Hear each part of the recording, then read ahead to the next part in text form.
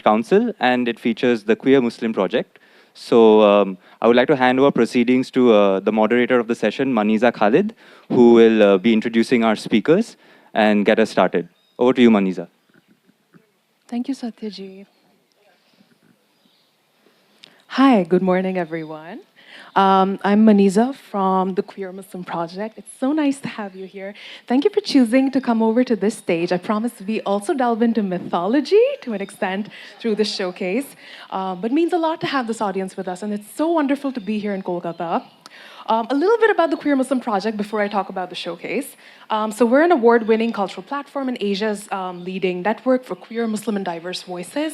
We use art, culture, media, and storytelling to challenge harmful norms, build the power and visibility of underrepresented queer artists, and enable them to shape their own narratives.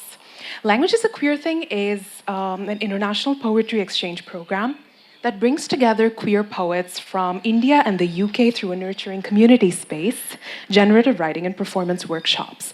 So we've been doing this for 3 years with the British Council, and it's been a very nourishing partnership. It means a lot to run an exchange program founded on the principles of poetry, language, and queerness. We have colleagues from the British Council here in the audience, and we have Rafi and Rachita from the Queer Muslim Project here. So don't be afraid to chat with us once the showcase is over. About the set. Oh, and just to clarify, I know the board says this is a conversation, but technically it's a poetic conversation between the artists and you, dear audience. So yeah, it's creative, it's immersive, and you're invited to be part of this. So this set is about language, identity, and queerness. It weaves together personal and political narratives, tapping into the fluidity of language while also honoring echoes of ancestral memory. Again, lots of mythologies and reflections on contemporary challenges. Speaking of which, just a note for all of you, this poetry set holds a certain weight to it because we're delving into heavier ideas around domestic violence, around death.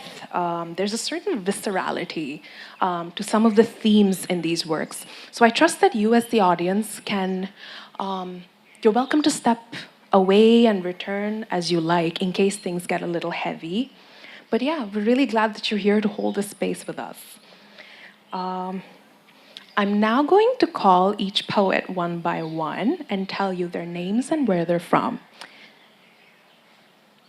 So our first poet today is Sara Haque from Assam. Sara, would you like to come to stage?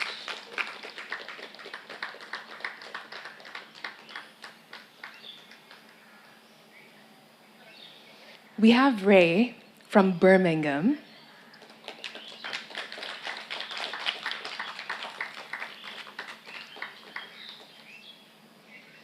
We have Parth Rahatekar from Pune.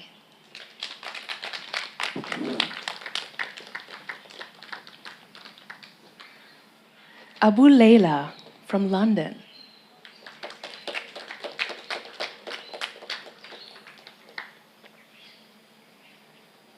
And Aadrit Banerjee from Kolkata.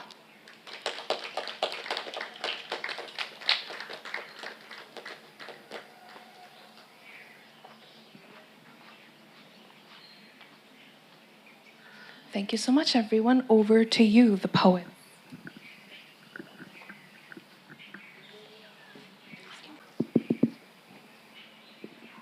Hello? Am I audible? All right. Hi, everyone. I'm Sara, and my poem is called 10-Step Nighttime Routine for a Loner. If you've been here for a while, you know that for me to fall asleep, I need to compete with Sisyphus.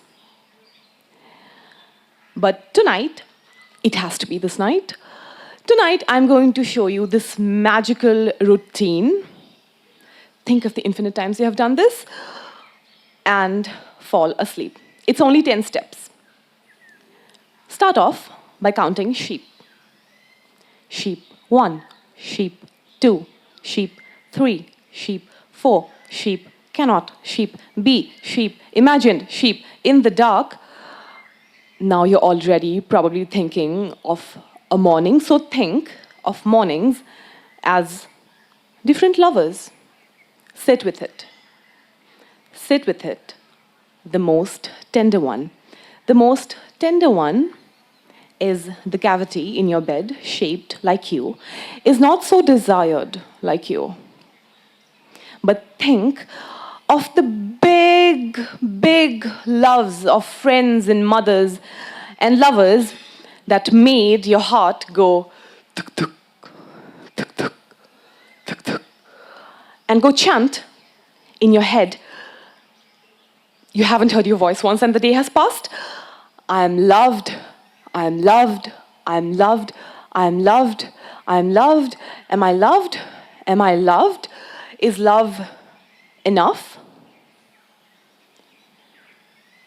Whoever told you the heart is here is lying. The heart is here, thrumming under my fingertips. Try not to think about the thrumming of your spine and its constant reminder of human anatomy and you being a banana-shaped fuck. The heart is here, in my abdomen, in my pelvis. Tonight, I think I'm a girl, a loser girl. Think of the loser girls singing songs. Wait, think of Mitski. And I've been a forest fire, and I am a forest fire, and I am the fire, and I am the forest, and I am the witness watching it. I stand in a valley watching it, and I am there alone. You might already have forgotten the list by now. But think and not be afraid of putting on your soft alien slippers, each on the wrong foot, despite your feet carrying this wrong feeling even under the blanket. But you have to sleep now. So think of what song could you take to bed today. It cannot be something like this that makes you sad. The sads, the bigs and the uglies of the rot stuck in your throat. Breathe, breathe. Breathing out is easier than breathing in. Is easier than thinking of the war and the body and this body and all the bodies laid down on your bed. Self-love is perhaps not going to take me to Shambhala. Shambhala, my dream. Shambhala of mountains, of joys, of seas, of olive trees, watered with love in freedom. This earth, the salt of my body, be its final form. Think of a soft caress on your face, unfettered by these robes of desire, these wounds of suffering, gently rocking you to the cradle of sleep. Let the dream come to you of this green tenderness, sprouting from this ashen, barren land, of this forest made of your limbs, dissolved into soil. Think of sand that makes up this universe, all of you becoming all of it. On your tongue, its taste, this tang of the universe, tingling your mouth. Let its weight rest in your mouth. The only step, perhaps, is not to move too much. Stillness is much like holding a baby dove cupped in your palms. A slow light growing warm in your hands. This gleaming river growing till the ends of your toes and beyond and beneath. The cavity in your bed shaped like you, is slowly becoming one with you. Sink into it. Thank you.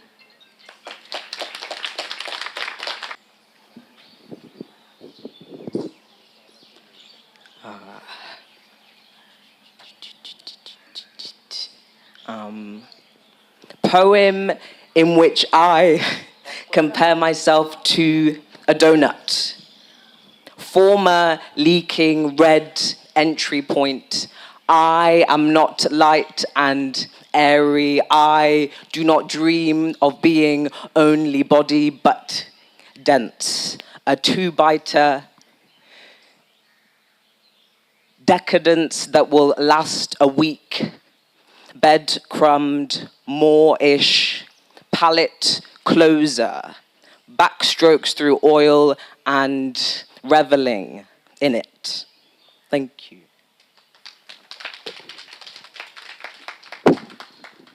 Hi, I'm Ray. Nice to meet you. Yes, I live in England and I'm trans. And every year, I recently learned that this is not a universal thing, but every year we have a day called TDOR, which stands for Trans Day of Remembrance, and there's a specific person where I live called Aquila who will read out all the names of the people that aren't here anymore who have been lost in the past year. And last year, there was a person who passed where I live called Adil, so this is for him. And I was not at the vigil last year because I was life modeling instead. Yeah.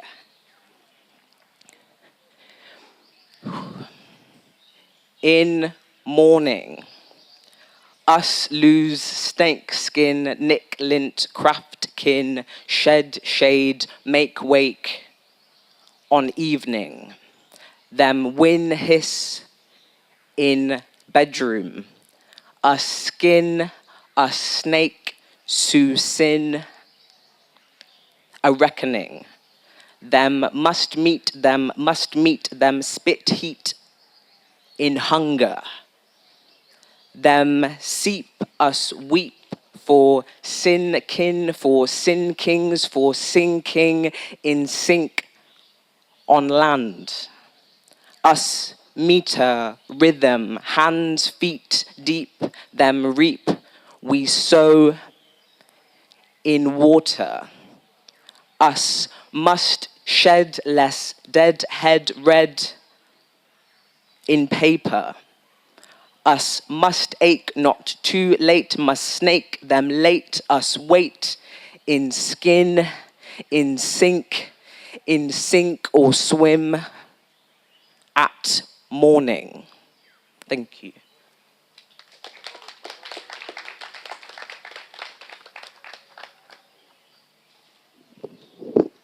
I have one more piece and then I will scuttle away very camply.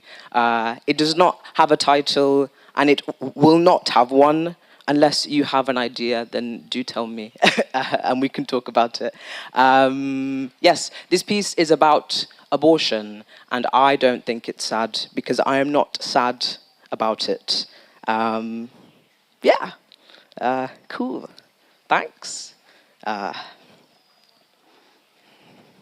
Actually, she said it would be the size of a lemon, peeling, plopping out of me. Her mouth, sour misstep, molding with alarm.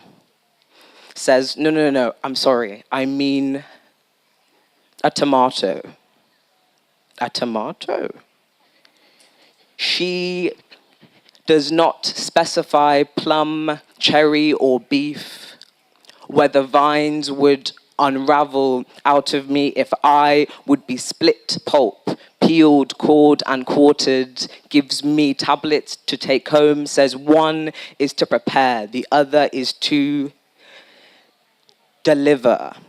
hands me cocodamol. I leave on the table. He comes when I am fetal positioned, stomach pitted against uterus, stem pull, chunk twist, churning. That night, I watched Ratatouille. Enzyme breakdown, moved the bed into the living room to minimize steps. I ate hard-boiled sweets with chopsticks. Body becomes fruit bowl. Toilet becomes grocery list. I don't think about it often.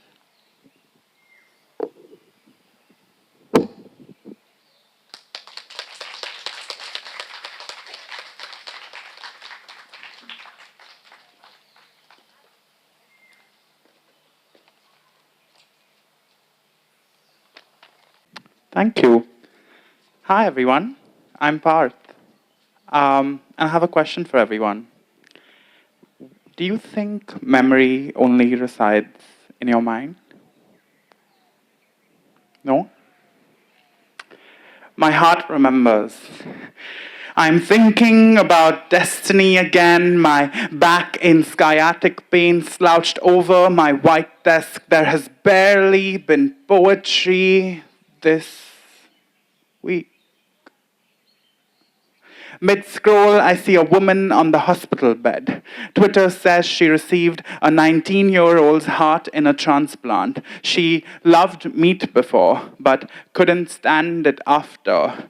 The boy, whose heart was now in her, was vegetarian. My heart remembers too. The first time my mother turned to the light, her eyes full of water, asking me what she did wrong to make me this way. The first time I found out how they made us and put it to practice, how it didn't feel quite right. I remember standing to a rising tide at 7. I didn't want to be washed away, just feel invincible. I remember how I asked for this, how often I asked for this. This boy, his hand on my thigh, his heart in my hand. I remember falling at my father's feet, preparing in Delhi, preparing in Mumbai, preparing for Melbourne, falling in love, falling out, coming out. I remember red flesh, eyes full of tears, mine, my mother's, mine, my father's fist, my mother's flesh, my lover's betrayal. I remember my doctor's hand, how he stitched me up. I remember. I am skybound, and not in the way that I am dying, but because I am dying anyway.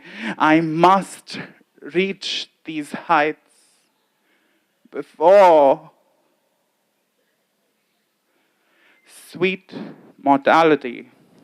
That is the title of my next piece. I live in Melbourne now, and I was diagnosed with a nerve dysfunction. My grandfather had Alzheimer's before me, and that's what this poem sort of talks about, the dynamics of all of that. And suddenly, the world stops. In the kitchen, hands full of dish soap. Destiny making often feels like this. Visions of greatness slipping between chores. What makes you breaks into you first. I like to think my father finally saw it. This hunger to claw myself out of tin roofs to tinsel towns ringed with destiny, larger than myth, paying the price but never playing the part. This is for the mortals, they tell me. You make it eventually. But what if I am divine now and only now? This body is breaking, muscles unspooling and synapses gathering wool. My father saw it first when his father, hunched over, asked him who he was and died not knowing his name. My name is Parth. I remember it still. I am only forgetting what ambition feels like. The voice in my head that told me to reach, it is slipping. Like the dishes. I catch it. The dish. The voice. It is static this night. I have moved here to make something. Despite.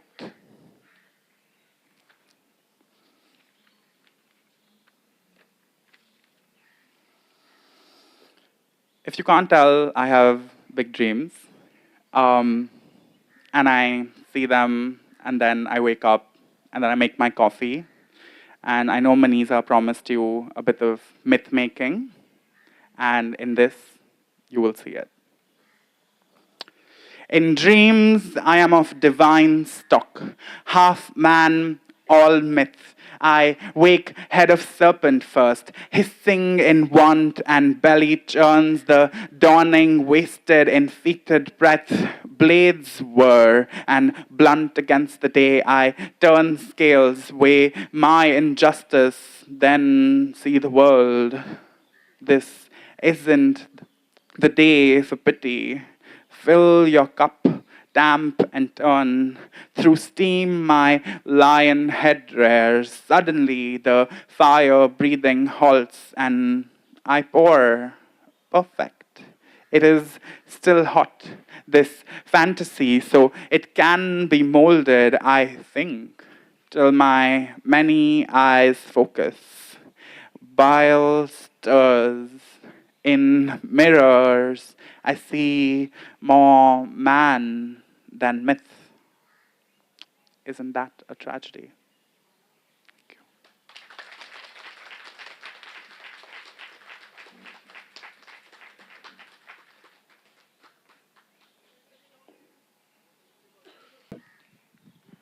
Thank you. Thank you. Hi, everyone. My name is Leila. Parth, as well as being a very talented poet, is also a great blackboard for me today, as I'm going to run you through a lesson. So, in Arabic, words are made of root sounds, and the most beautiful poetry plays with the root to get the most subtle meaning out of it. To live is sha. Sha.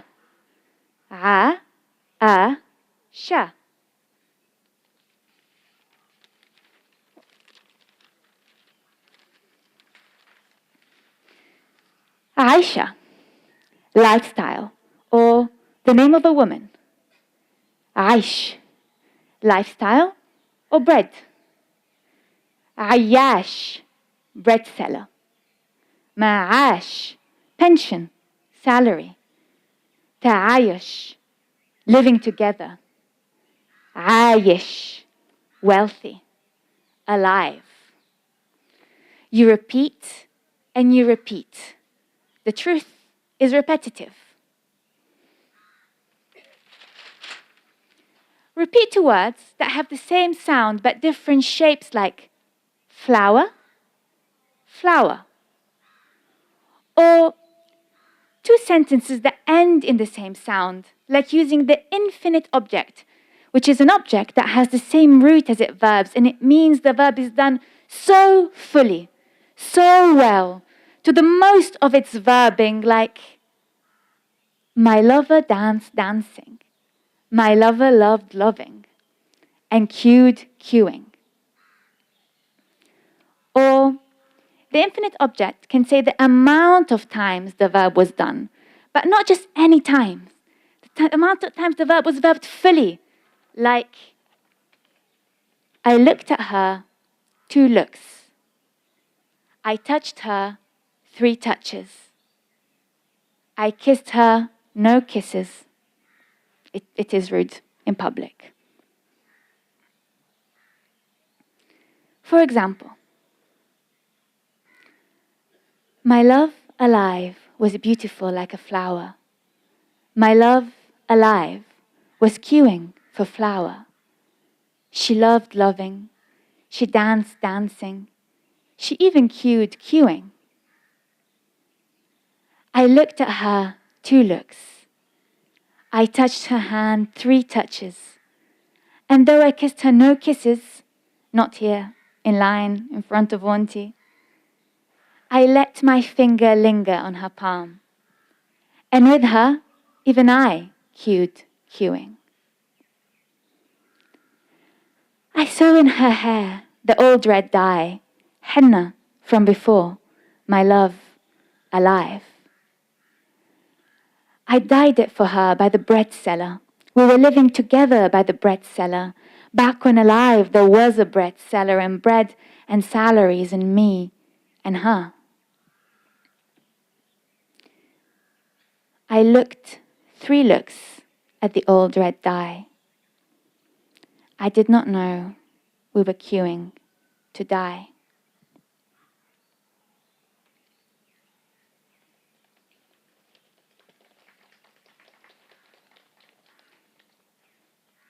This poem is in memory of the flower massacre which happened in Gaza on the 29th of February 2024, where at least 118 Palestinians were murdered by Israeli forces while queuing for food at 8 trucks on Al-Rashid Street. The massacre took place the day after the World Food Programme reported that more than 500,000 Palestinians were at risk of famine in Gaza. Every martyr is alive in the resistance.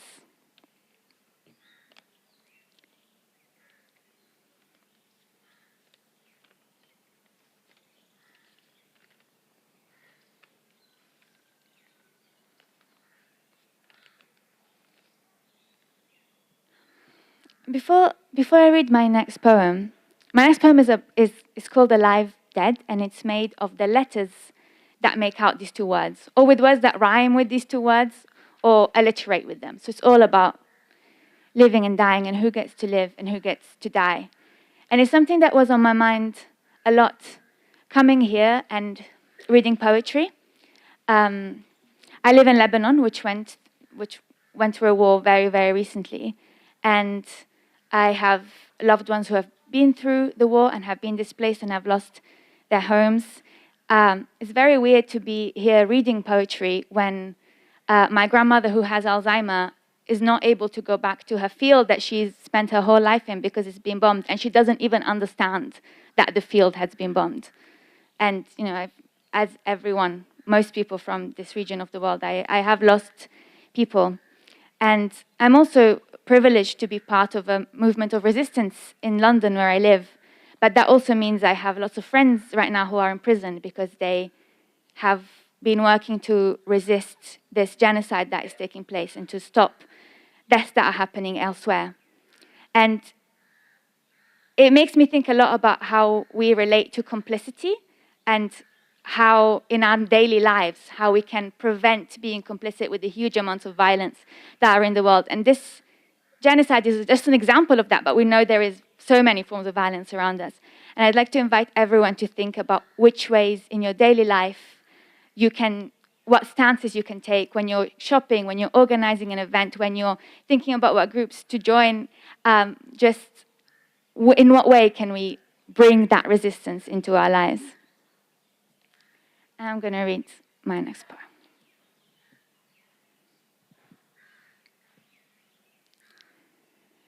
Behead her at sunset. Since you're alive, they said, behead her. Archive the dead, forget the dead, deal, lie, arrive with a donation drive, but do it. Behead her. This is life. You strive to be alive, so do it. Even Eve died, even your dad will die, but you will get ahead, strive to the dust, survive those who bled, do it. You're a lad, alive, reading Girls on Red, drinking ale, beheading at sunset. Thank you.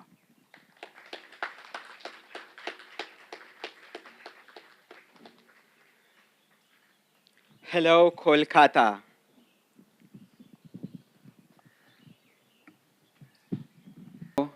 So, before I begin, there are some specific chosen people in the audience, and they have a small task to perform. That is, you would distribute the small placards that you have among all the people beside you, around you, so that just check that like you can all see what's there in the placard, because at the end of my poem, you all will join with me.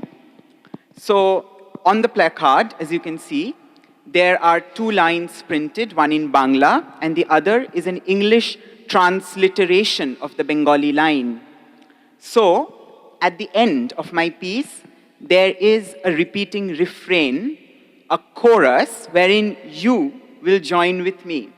So we'll do a small practice. I'll say the line and then you will say it after me. Ore bihongo mor. Kolkata, শুনতে পাচ্ছি না. Ore bihongo mor. Ekhoni অন্ধ, বন্ধ করো না পাখা. Once more. Ore bihongo mor. Ekhoni অন্ধ, বন্ধ করো না পাখা. Now there will be a little twist. I'll stop midway, but you will complete it for me. Okay? Once more we'll practice that. Ore bihongo mor. Thank you so much. You're all so lovely, lovely people. And I'll begin. It is at the moment of silence that my mother's water broke. My lover traces his fingers around my purple wounds. I explain what each of them mean. This is for they who They. They. didn't want me to spell HAPPINE or PENI ish. This is when my grandmother crossed the borders in 1947, 71, today. That is when I danced at 9 and my father, don't overreact. My lover presses his arms on my open lips, muffling my voice. Too loud, he says, nearing his climax. Things will be okay, my father says. Keep quiet, the state rules. Sleep, says God. I stand before the mirror. I look at her, my mother, her hair like primordial rivers, fish swimming in the rivers. After coming home, my mother sticks her bindi on the cracked mirror. On the other side of silence sits my mother Kali, chewing pan, devouring fishes. They frown, they disapprove of this goddess who eats fish. My goddess who eats fish. Fish, mother who eats. Fish eats. The goddess, fish. Goddess who eats fish. My mother who eats fish. The goddess who eats fish. My mother who eats fish. And scalpel out the vowels for me. O, E, A, I, O, dirghoi, O, hoshoi, A, hoshoi, eat these, they scream. Sacred, pure, no meat, no masala. All consonants are banished from here. G, D, D, S, S, T, S, F, S, H, goat, dick, defiant, sex, slang, tongue, smoke, fuck, sensuous, horns, horrendous. But my goddess swallows fish, swimming in red blood womb. Things I inherited from my mother, a fish earring, rage, and fish thorns that stick in my throat. Since then, I have always shared fish with everyone. Strangers when they hold the door for me at the elevator on a Tuesday. Ore bihongo mor, ekhoni andho, bondho korona pakha, I cannot fly no more. They stop when they smell fish under my kurta. They call me an outcast. Mas machhi khata hai.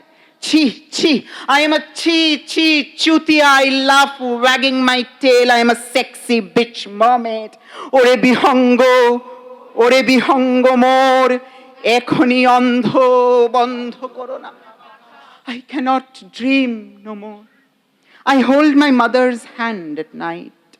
She has fish eyes, hung on thin wires near coastlines as my father pumps into her lifeless. We swallow fish now, once and all. Ore bihongo, niondho. I cannot sing no more. I sent a fish to all women on August 14th. Rater dokhol nebe mera.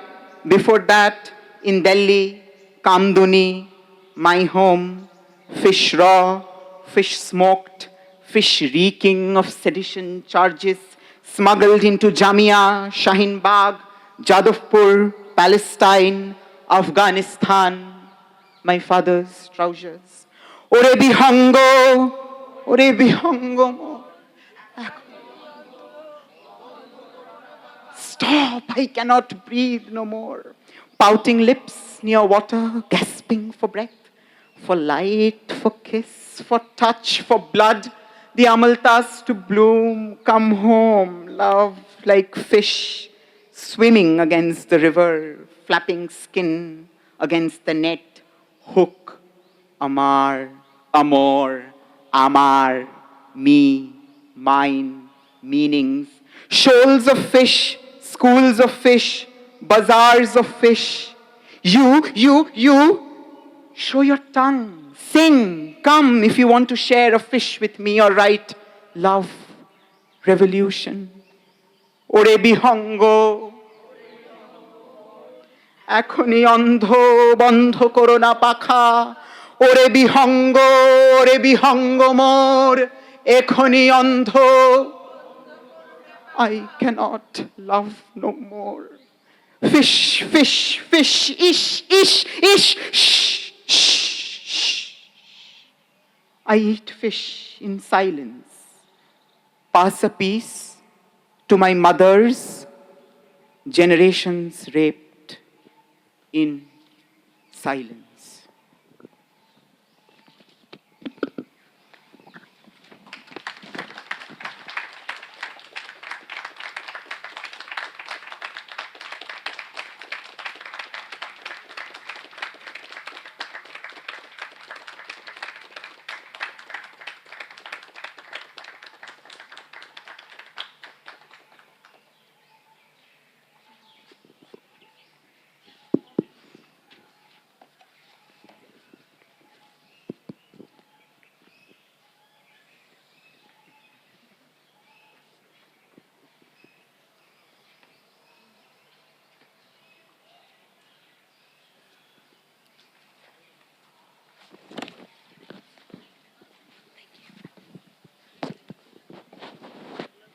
Hello. You've been such a receptive audience. Thank you so much. And thank you so much to you, poets. Yeah, I'm still processing, even though this isn't the first time I've witnessed this performance, but it always lingers in my throat. I think, yeah. Thank you so much. I think related to that, I wanted to ask that, well, I think your performance closes on a note of silence, and I think you are addressing global challenges and the ways in which queer communities and artists and those of us who emerge from minorities hold so much in our bodies, in our minds, in our hearts. At the same time, you're doing it with so much tenderness. There's so much joy and whimsicality in your work. There's space for the loser girls. There's space for being donuts. There's space for new languages and new ways of articulating who you can be. And that's why I wanted to ask, in what ways do you feel language and poetry can heal or mend? And how can poetry, how can language help us move towards a queer and inclusive future? This is a broad question for all the poets. I'll invite audience questions right after this.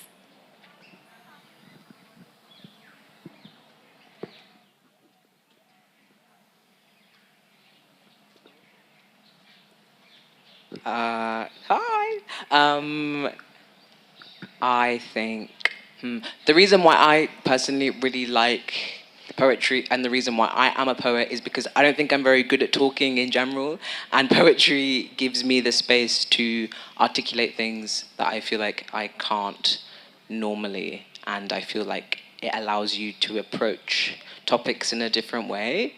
And I think, yeah, I don't know, people engaging, people thinking about things in a different way, and hopefully expanding a mindset and an openness. Yeah, I think that's my answer. Bye. I think thank you. Because I agree. I think for so long, language has been used to alienate, otherize, insult, and you sort of carry that with you even if you heard it when you were really young. So why then can't poetry and language be used to do the opposite? And I feel like poetry is that medium for me because I've been saved by poets before me, around me, and I feel like that's the power that it holds. So that's what I think. And us being here from so many different places is sort of proof of that inclusivity of poetry. Why can't it carry forward into the world?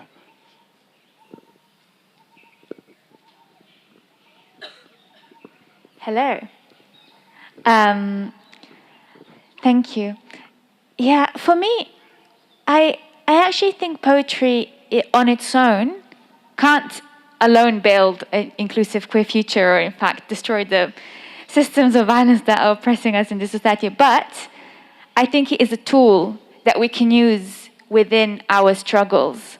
Like the work that we have to do to change the world is very, very hard work. It's daily work that we have to keep going up and turning up, and it's hard. It's really, really hard, and it's really hard to keep having faith and having hope when every day there is a reason to think, no, there's no reason to hope, nothing's ever going to change.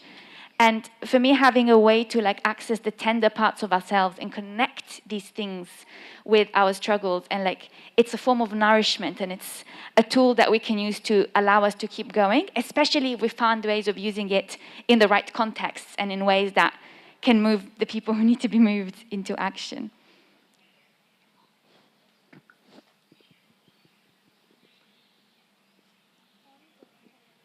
Yeah, so thank you for the amazing inputs.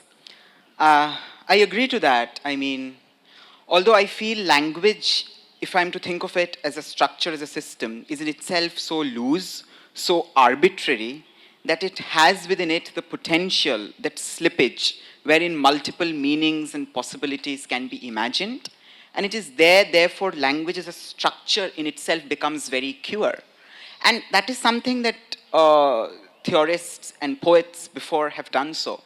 But I do agree with Abu here that poetry as a tool cannot be in itself sufficient enough to bring about a change, but of course to initiate a reimagination of the world at large, a reimagination of human relationships at large. Because if meaning resides in language slash silence, then perhaps a new meaning can also be unearthed over there.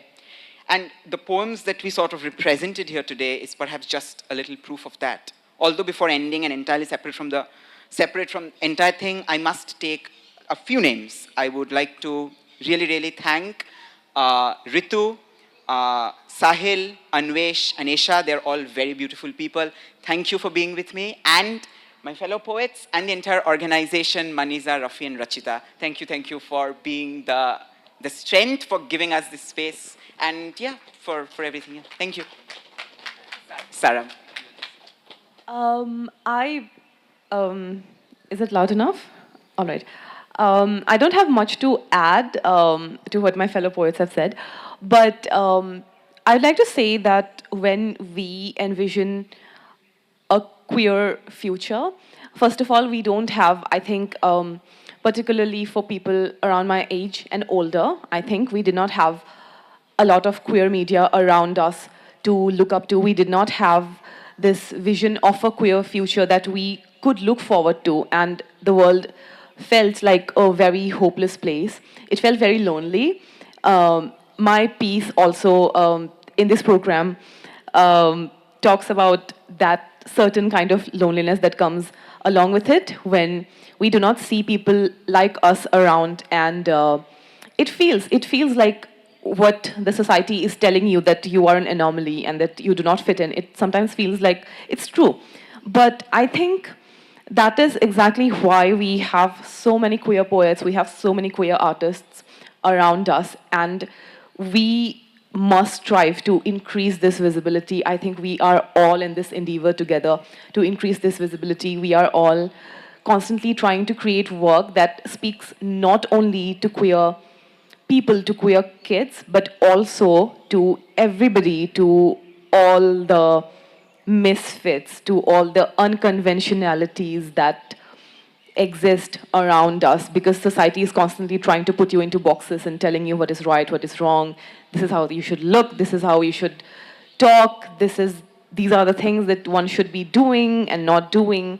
There is this constant moral, religious sort of hegemonies that surround us. And I think for us it's important, particularly considering the socio-political conditions of the world, since forever, but also particularly now, poetry can be a very strong medium to just make space for people, for alternative visions, for alternative language, for alternative ways of seeing the world, of being in the world, and of thinking, of reimagining how we look at things, how we feel things.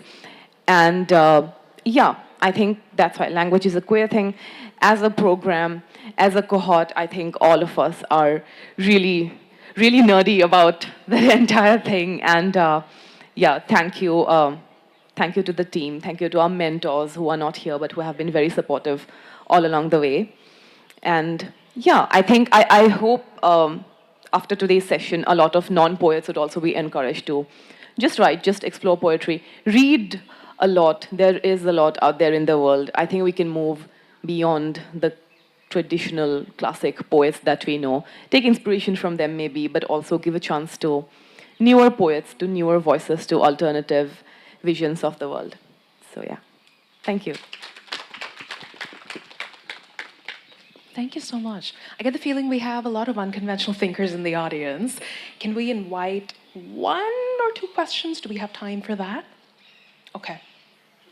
2 questions at max. We're going to be quick. Audience, we have a volunteer here. Hi, thanks so much, guys. This was absolutely stunning. So I'm kind of picking up off of what you guys have been talking about for the past few minutes. In that language, and specifically I'm thinking in the context of a lot of us who have native languages that are not English, the idea of queerness that we've grown up with usually does not come from our native languages, for at least for those of us who've grown up in the past few decades. So how do you sort of reconcile that, or like just what are your thoughts on the fact that when you're speaking about something that's so personal to yourself, we're not necessarily getting the chance to speak about it in the languages that we've grown up in? So just any thoughts along those directions?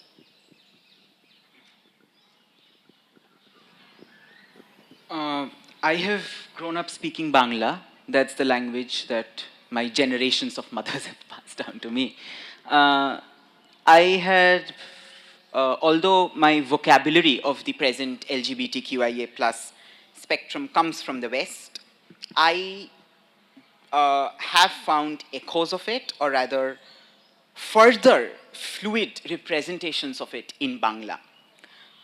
So beginning with Chaitanya's plea that come Krishna, tumi amar kaumarjo haron koro, to maybe Chitrangada in Tagore saying that chichi kutshito kuruposhe, kurup, which is a male term for her female body, to maybe Shubhot Sarkar writing right now, or Nabarun Bhattacharya's works, even Taslima Nasreen writing in Lajja. It is a difficult space to navigate. There is English, there is the native languages that we know. But if we are to imagine language as a fluid system, why not just merge them and be playful with them? Why not just reclaim the queer has been reclaimed? So why not just reclaim the other slurs that are there in the native languages as well? I know it takes a lot. It is a journey that we have to do, but why not do it already? And so in Bangla, my imagination, and I do believe that although I speak English with a bilingual proficiency, Bangla is what I imagine the world with. So even if I'm very, very at my emotionally low or at my emotionally high, it is Bangla that I return to. And although it does not have the LGBTQIA plus vocab in it, there are other ways of expressions. And although there are other ways of expressions which I quoted the examples, what I would suggest is to perhaps not look at them, or to look at them and appreciate them and okay, but develop a form of expression that is one's own personal through these languages, through the negotiations that we form through these languages, and then move ahead. So yeah, that's how perhaps a radical reimagination, breaking apart of the language system, of the world system is possible. We have to break through it. Yeah. Thanks, Aadrit. That was lovely. I have a two-part answer to this. One, I think it is imperative for us as queer creators and poets and writers and whatever art form you practice to very much invent and create, like Aadrit said, sort of reimagine this, but also examine, because I feel like forms of indigenous and native queerness have been invisibilized largely, but they very much exist and they have through time. Look at Ismat Chugtai, look at Jamali Kamali in Delhi. There are sites of queerness that have always existed through time but have been invisibilized. There are hijras, kothis, people who have existed in each city, each home ground across the country, creating these spaces for everyone regardless. And for them, language comes, like, it's not like it exists within them. The way we speak with each other is inherently queer. So do not, like, I feel like, yes, create, but also examine and harken back to your spaces that you come from and see who already exists there. Queerness does not exist only in these spaces. It exists on the streets, it exists in quiet rooms. And if you're feeling like you find belonging in the language that you have grown up with, speak those languages into queerness. Just to add on, we had a poet among the cohort, Kiran, whose entire work was based on language. They could not come down due to certain logistical problems, but yeah, they are doing some fascinating work on native and English and the hegemony of English, and from therein, queer identity. So yeah, we miss Kiran, we miss you. Yeah.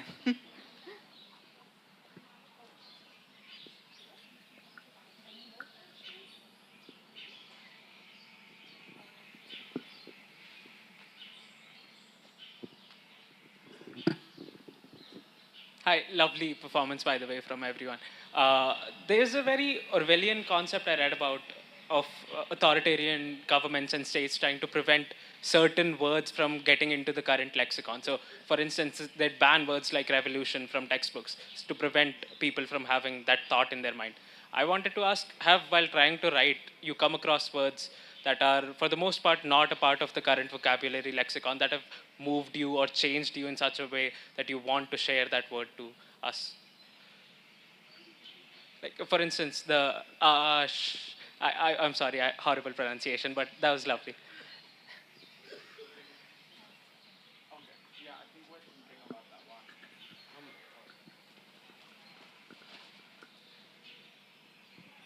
Um, I have an answer, but I don't know if I can say it. I'm going to.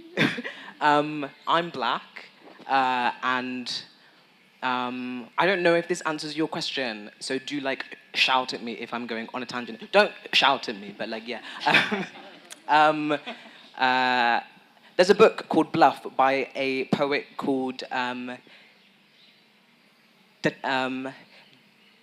Danez Smith, who is a non-binary black person, and I find a lot of power in the word nigger, and they use it in like a verb, niggered and niggering, and it's something that I find incredibly powerful because it feels like a word that is mine, and it's fun to see it used in a playful way, I guess. That's my answer. Yeah. Hello. I don't particularly have something. I do have something, but I'd not want to jeopardize my family, let's say. I have been involved in, I'm based in Delhi, and I have been involved in situations where forces can really clamp down. And I think the occasion does not call for, it would not do anyone any good for me to spell out certain things. But I have an interesting sort of suggestion for, I think, all of us. There are certain things that we cannot talk about. There are a lot of conditions that we have to be careful about, especially as artists. And we have seen people constantly getting under the radar for even some of their past work and some of their past things that they have said or they have done.